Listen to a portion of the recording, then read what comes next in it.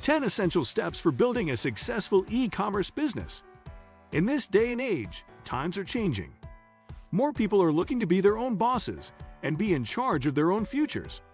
The internet makes this goal more accessible than ever, and e-commerce is one exciting avenue for success.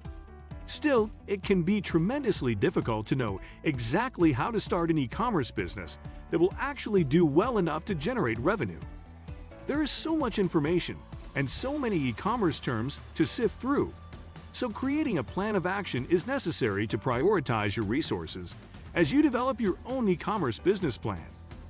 This guide offers a streamlined and honest approach to subjects like e-commerce marketing and provides pointers for sourcing products, along with other tips that are essential for those who are looking to launch a successful online store.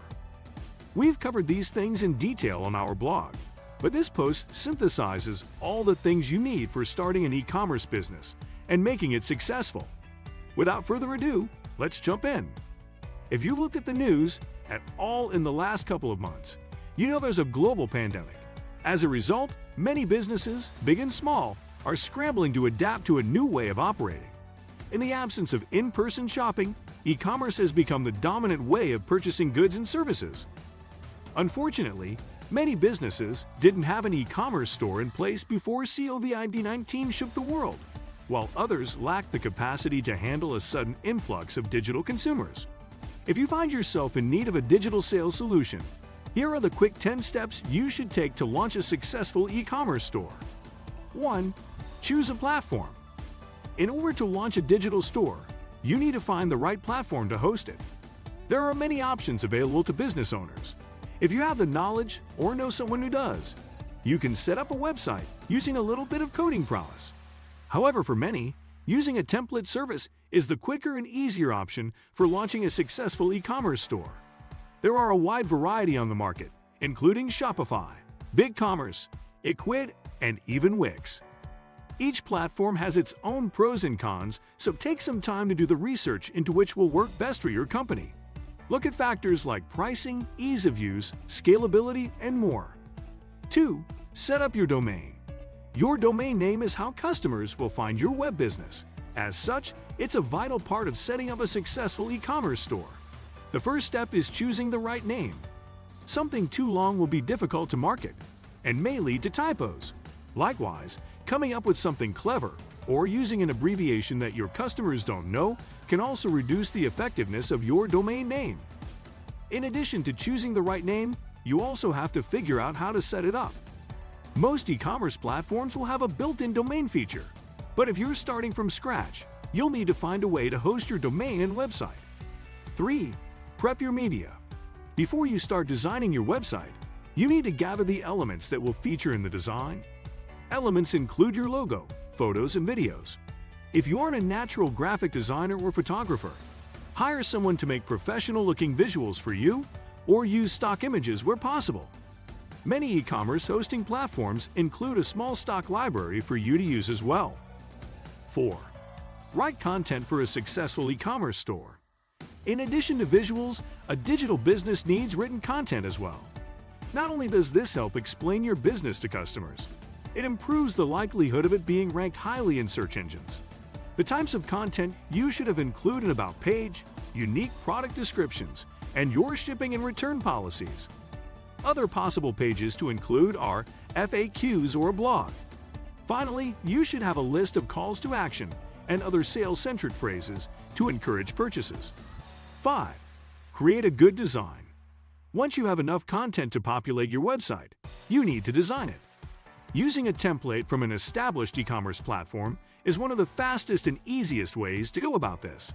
However, working from scratch may help you create a more unique website.